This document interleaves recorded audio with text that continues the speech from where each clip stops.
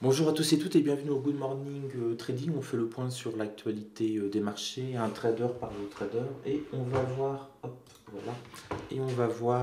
ce qui se passe actuellement sur les marchés, sur des marchés qui sont plutôt attentistes à l'ouverture. Pourquoi attentistes? Parce qu'on va quand même avoir une actualité chargée cette semaine. On a notamment le vote demain du Parlement anglais sur le Brexit. D'ailleurs, Theresa May va faire un discours à 15h30 GMT, donc 16h30 heure française, sur ce sujet pour essayer de les convaincre de voter demain en faveur de ce qu'elle a pu négocier. Ça paraît très mal parti si on en croit les analystes anglais. Donc ça crée de la tension, notamment sur les marchés européens. On ne sait pas du tout dans quel sens ça peut partir. Aujourd'hui, on n'a pas grand-chose. On a une déclaration de Powell, le président de la Fed. Ça ne devrait strictement rien changer. Ça va être exactement ce qu'il a dû répéter la semaine dernière. Donc il n'a pas changé d'avis en 96 heures.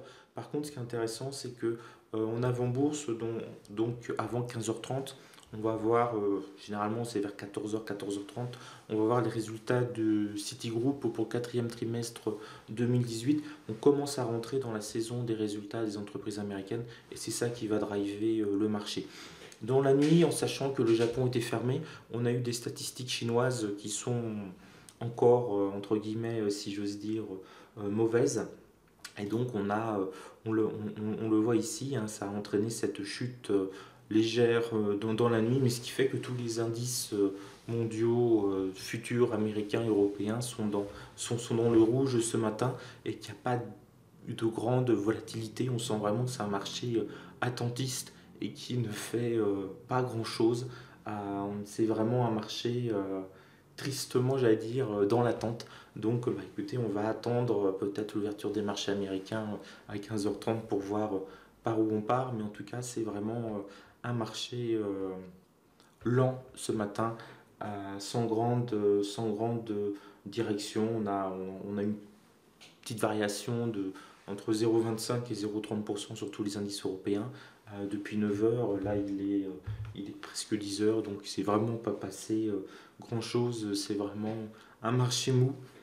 Ça devrait se débloquer, bien entendu, avec les marchés américains à 15h30. Et puis les résultats de Citigroup un petit peu avant.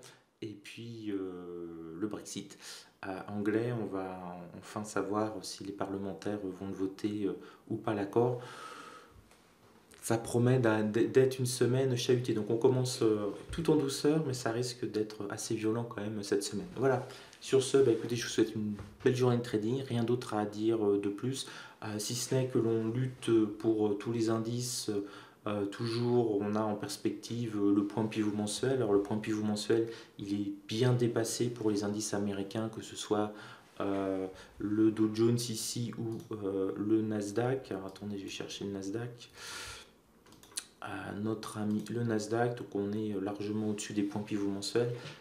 Voilà, donc alors sur le Nasdaq on est vraiment au-dessus, tandis que pour les indices européens c'est un petit peu différent. Vous voyez, sur CAC 40 on est passé sous le point pivot mensuel, mais on va essayer de lutter sur les 4750. Et en ce qui concerne le DAX, son point pivot mensuel est à 10 802, on est un peu au-dessus, on est à 10 830 à l'heure actuelle. Donc c'est vraiment une zone de stabilisation pour les indices européens, le point pivot mensuel, un petit peu au-dessus sur le DAX, qui avait quand même un petit peu mieux rebondi que les autres, un peu en dessous sur le CAC 40. Mais voilà, c'est vraiment les zones à essayer de tenir. Et puis si on reflue, on voit tout de suite les zones, par exemple sur CAC 40, on a les 4640 ou les 4700 qui pourront être un petit peu utiles en cas de reflux. Voilà, sur ce, je vous souhaite une belle journée de trading. Soyez prudents, puis on se retrouve ce soir pour le débriefing. Ciao à tous.